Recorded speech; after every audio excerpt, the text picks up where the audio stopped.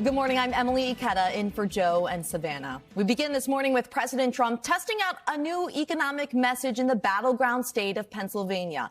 At a campaign-style rally in the northeastern part of the state last night, the president largely dismissed concerns about affordability. He blamed Democrats for focusing on the issue and insisted that his policies have already triggered, quote, lower prices and bigger paychecks. You know, they always have a hoax. The new word is affordability. The Democrats go out, prices are too high. Yeah, they're too high because they caused them to be too high. But now they're coming down. One of the most important ways we're defeating inflation is by unleashing American energy, including oil, gas, and clean, beautiful coal right here in the Commonwealth of Pennsylvania. All right, NBC News political reporter Megan Leibowitz joins me now with more on this. All right, Meg, good morning to you. This was the president's first domestic event addressing voters since July. He seemed to go back and forth on whether or not affordability is really an issue. This was, remember, the #1 concern for people who voted for him in 2024. So is the president losing his support when it comes to the economy? Hey, Emily, good morning. Yeah, that's a great question. So it depends on who you ask, but an NBC News poll from October had found that about 2/3 of voters thought that the Trump administration had fallen short on issues like addressing inflation and the cost of living. Now, as you mentioned, the economy is consistently a top issue for voters. So our colleague Garrett Haake was on the ground in the town where President Trump was speaking last night, and he spoke to voters to hear what they had to say about how the president is talking about the economy. Take a listen to what they had to say. Described the economy. He said it was an A-plus economy. What do you make of that? Well, I think if you have the kind of money that he has in his life, he probably thinks it is. I think for those who are really in need, it certainly is not. If the election were tomorrow, would you vote for him again? No. Because of his affordability? Right. Yeah. You could tell him about this. What would you tell him? I wouldn't talk to him. Do you think he's paying enough attention to the economy? Honestly, I would say no. I think he's stretched himself out a little bit. He's a little too thin? Yeah, he's into everything. Now, Emily, those last two voters that you heard from had told NBC News that they had voted for President Trump. Now, remember, this is also in Pennsylvania, which is consistently a vital swing state and oftentimes a bellwether for determining in which direction toward which party the country is moving in for the next elections. Yeah, absolutely. Always interesting to get insight from the Keystone State. Megan, I also want to ask you about another issue impacting people's wallets, student loan debt. Yesterday, the Trump administration announced a deal to end President Biden's student loan repayment program. What does this mean for borrowers? Could this leave millions of people scrambling? Yeah, so this is called the SAVE plan, and it had actually been at the center of a legal battle. So earlier this year, a judge had sided with a group of Republican-led states that had sued the Education Department during the Biden administration over this plan. So a judge is going to have to ultimately approve this settlement, but the Education Department said that in the coming weeks it would reach out to borrowers who are on that plan to let them know how they can go about repaying those loans here. So also notably, as you mentioned, there are a whole lot of people who could potentially be impacted by this. The Education Department said that there are 7 million people who are on this plan, and as part of these settlement terms, if they're ultimately approved by the judge, the Education Department won't be allowed to enroll new borrowers in the program. They're going to have to deny pending applications, and they're going to have to move people who are on this program onto another repayment program. Well, certainly a lot of eyes will be following that one. Meg, before I let you go, I want to talk about a new tourism proposal. The Trump administration says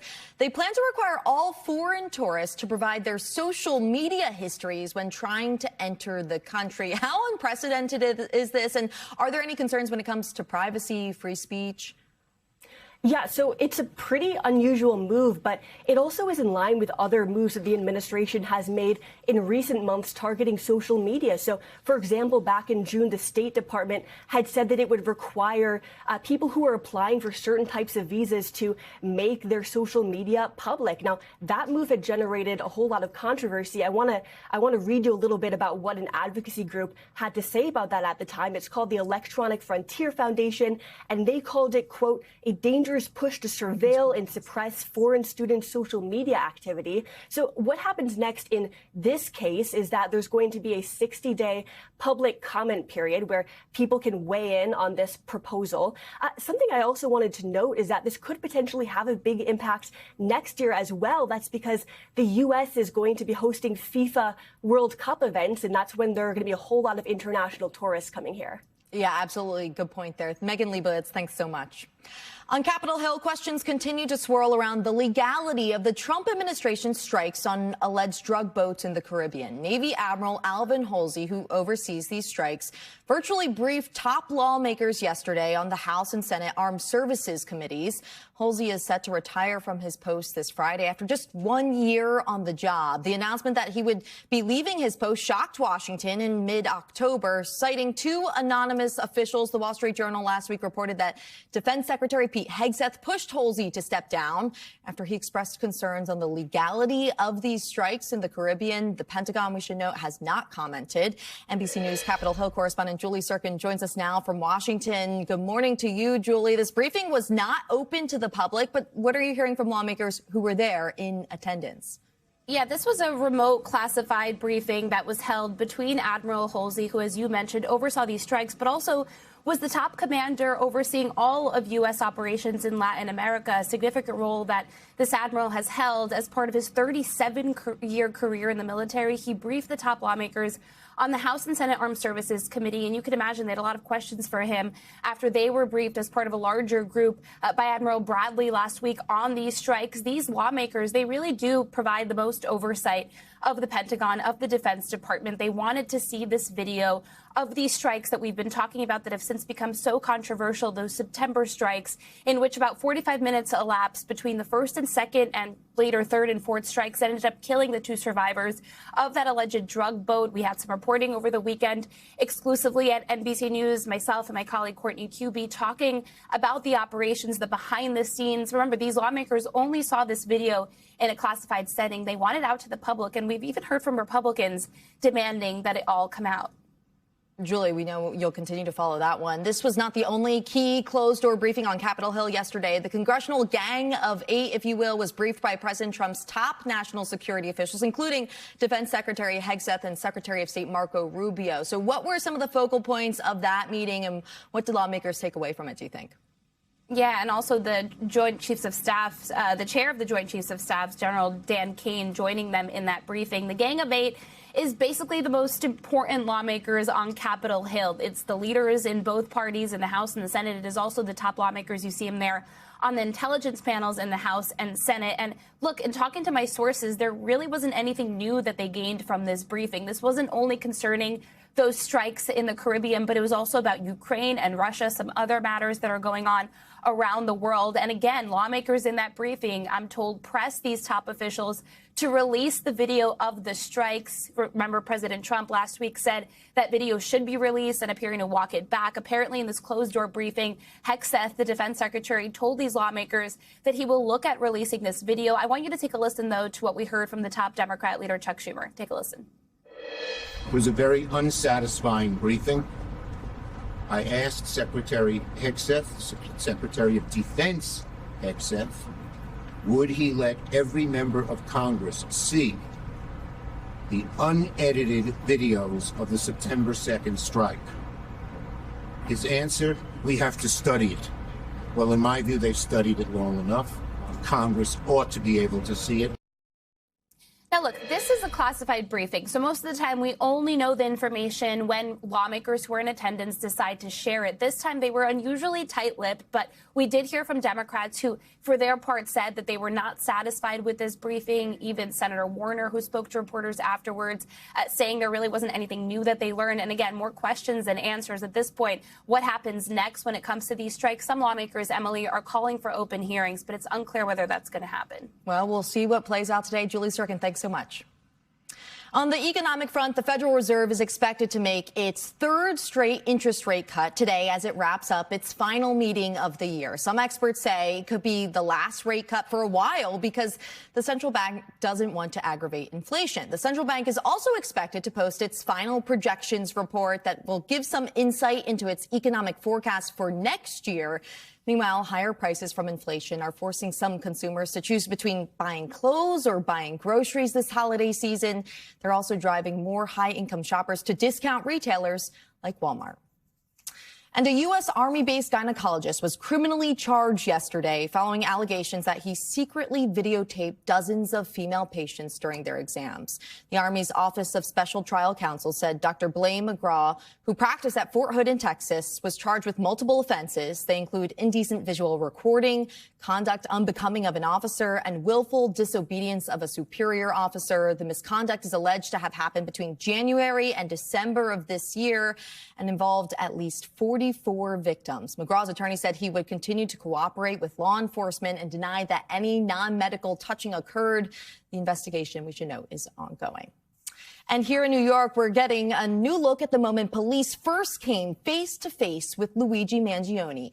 Body camera footage of Mangione's arrest 1 year ago this week, now prompting response from Mangione's lawyers who are angry it was released. NBC News senior national correspondent Stephanie Gosk has that video and more. The moment Luigi Mangione is first confronted by police in a McDonald's in Altoona, Pennsylvania. This body cam video released publicly for the first time. Yes, sir. Yes, the restaurant's manager, the one who called 911. What's your name? Mark. What is it? Mark? Yes, sir. Mark what? Rosario. Rosario? Someone called tonight. They thought you were suspicious. Oh, I'm sorry. Is your ID on you? Yes, sir. Thanks. Mangione then calmly pulls out his wallet and hands the officer a fake New Jersey driver's license. I thought she looked like someone.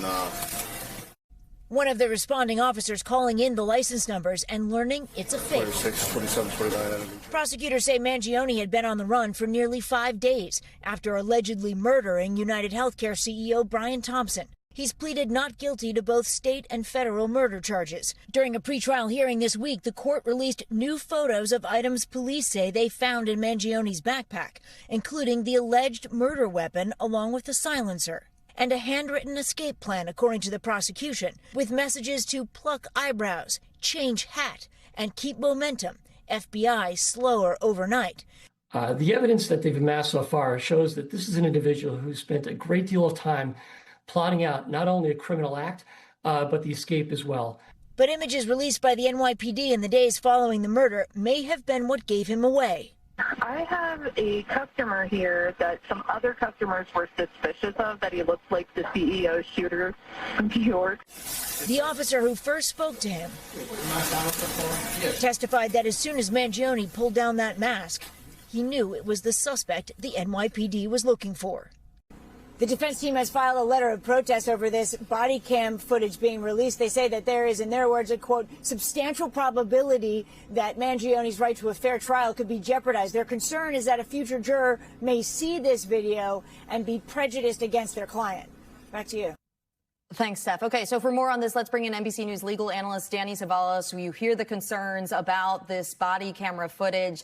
Is there any credence to this? Could we see these concerns from Luigi Mangione's defense go anywhere? What is the point of moving to suppress evidence that was unlawfully obtained if everybody in the jury pool has already seen it by the time you're picking a jury? That's why lawyers move to suppress evidence that was obtained in violation of the Constitution, because that's our remedy for it. We call it fruit of the poisonous tree.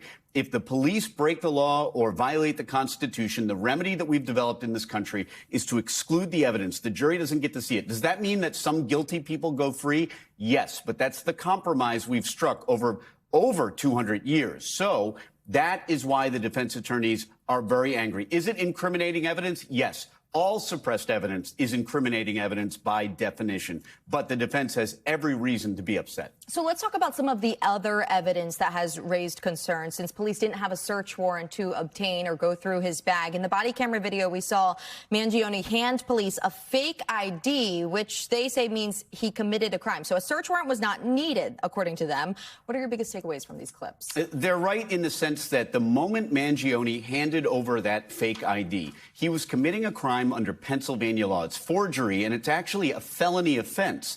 But everything up until that moment is certainly subject to scrutiny, because this is a classic textbook example of a police-citizen encounter. And in fact, most people's encounters with the police involve motor vehicles when they're stopped at the side of the road. Different constitutional analysis there. You are required to speak to police and hand over your ID when you're stopped in a motor vehicle. Not necessarily so on the street like this. Arguably, Mangione could have stood up and walked right away from police when they came up and approached him. And that would have forced the issue. Are they going to conduct what's called a Terry stop? Do they have enough suspicion to at least pat him down? That would have been a very interesting outcome. But what Mangione did was something that citizens should never do, which is he not only lied to the police, which gives them even more suspicion, he handed them a forged or allegedly forged document. I think we can say it was probably forged because that was not him. And it looks like his picture on that New Jersey ID. So another thing that Mangione's defense team did, they filed something called a letter of protest with the court over the body camera video. So what does that mean? Could this carry any impact? It might. And again, I understand the sentiment and I agree with them. Why release all of this evidence that you're looking to get suppressed? Now, let's say the defense loses this suppression motion. And I have news for you. I know you know this. Most suppression motions fail. I've probably filed 100. I've maybe had 5 or 6 granted. That's how rare it is. And every criminal defense attorney will tell you the same thing. But once that evidence is admitted and we know it's coming in at trial, that's a different analysis. But if this is evidence that might be suppressed and never see the light of day, is it appropriate to release it to a potential jury pool who may already be aware of it by the time they're picked for the jury? And they're going to be sitting there during the trial. Hey, what happened to that firearm that was found in the backpack? I watched that wall to wall. I'm looking for that. And it's already in my mind as I sit on this jury. And we know so many people have been following this story. Dana Savalas, thank you so much for your time. Now to those powerful storms that are sweeping across the country. Blizzard warnings are in effect for the Central Appalachians as forecasters say parts of the region could see up to 8 inches of snow and wind gusts around 50 miles an hour. And in the plains, states are seeing colder than average temperatures, which is causing dangerous conditions for drivers and a buildup of black ice on highways. Further west, major flooding causing several swift water rescues. You can see some of those on your screen, knocking down power lines, even triggering mudslides. NBC News correspondent Erin McLaughlin has the story. In Washington state, homes underwater and roads submerged as an atmospheric river rips through the northwest with up to 15 inches of rain in the forecast. The famed Snoqualmie Falls raging at its highest point in a decade, leaving much of the state on flood watch and triggering mudslides and forcing water rescues. First responders deploying drones to help guide people to safety. In Lewis County, a hellish commute as firefighters rescue drivers from fast rising waters. While out east, firefighters battled the freeze, extinguishing a blaze at this apartment complex that killed one. The water, you shut anything off for a minute and everything freezes up. The hose lines freeze up, hydrant freezes up. All part of the Arctic blast tightening its grip on millions, with temps plunging 10 to 20 degrees below normal and snow from the Midwest to the mid-Atlantic as freezing rain and ice turn the nation's highways treacherous. In Virginia, a harrowing rescue after a Tesla slid off the interstate last Friday. New video shows a state trooper rushing toward the burning vehicle, the driver trapped inside. Meanwhile, in Poughkeepsie, New York, the Meals on Wheels may be hot. But for volunteer Pat Miller, this is also about checking in on the folks in the freezing cold. And these temps, they're dangerous. Absolutely. They're dangerous for me. So for them, they're not supposed to be getting out and about. And winter's over a week away. Are you ready for it? As ready as I'm going to be. McLaughlin, thanks so much for that. Let's bring in meteorologist Angie Lastman for even more on what's ahead in the forecast. Winter still somehow over a week away still? Yep, but we sure are feeling like it, Emily. No matter really where you look across the country, we've got winter alerts, we've got cold air, and of course we've got that atmospheric river event that's happening out west that Aaron just mentioned. But let's start with the winter alerts because they're topping 18 million people, and we do have some blizzard conditions happening across parts of the Appalachians. Notice most of this to the south of basically that border of Michigan and Ohio. Ohio is rain. But north of that, we are seeing that kind of band of snow that's working into parts of the interior northeast. So this is going to create, of course, those slick conditions for folks on the roadways this morning. That system is going to work farther to the east as the day goes on. And you can see kind of like along the I-95 corridor, it'll be cold rain. Anywhere north and west of that, again, for the interior areas of the northeast and stretching back to the Appalachians, it's going to be some additional snow. We'll see some additional snow downwind of the lakes, of course, across the Great Lakes as well. And then we gear up for this next kind of look at this batch of snow that'll work through here and slide through the Midwest as we get through the later parts of your Thursday, while we keep some of the snow going downwind of the lakes as well. Now, between now and then, we'll see some significant snowfall. Again, you guessed it, the highest amounts are going to be downwind of the lakes. We could see over a foot in places like Hamburg, Watertown, 4 to 8 inches. I think places like Chicago, Detroit, you'll be on the lower end, 1 to maybe 1 to 3 inches. And then Elkins, notice up to 7 inches will be possible. Now, we've also got wind alerts that are in effect. 21 million people across parts of the plains and the Rockies with gusts 40, even above 50 miles per hour. So again, just a heads up, we'll keep those kind of gusty conditions through at least the middle of our work week. Big picture look at temperatures. Honestly, the West looks a lot better. We've got temperatures above normal, 10, 15. Look at Denver right now, 58 degrees. We're running nearly 15 degrees above normal for that region. A little bit of a different story across the east as we get through tomorrow. We'll keep the warmth across the Rockies and the plains, but we're way below normal for the Great Lakes in the Northeast. 28 degrees is all you get in Pittsburgh on Thursday. And then into next week, here comes the cold. So notice Minneapolis, 17 on Friday, 1 for the actual temperature on Saturday. And then we really start to see the bottom dropping out with these temperatures as we get into next week. And you can see we kind of rebound, though, as we get into the middle of next week. So we've got single digits. Again, Minneapolis is a perfect place to look. Single digits for the weekend, but then back to those mid-20s by the time Tuesday and Wednesday rolls around, Emily. It's a fluctuation of that Arctic air kind of sliding in, but layers are going to be needed for the long haul. Yeah. I mean, a tale of two storms, like it's a split screen down the country there. It really is. Angie, thanks so much. You got it. We thank you for watching, and remember, stay updated on breaking news and top stories on the NBC News app or watch live on our YouTube channel.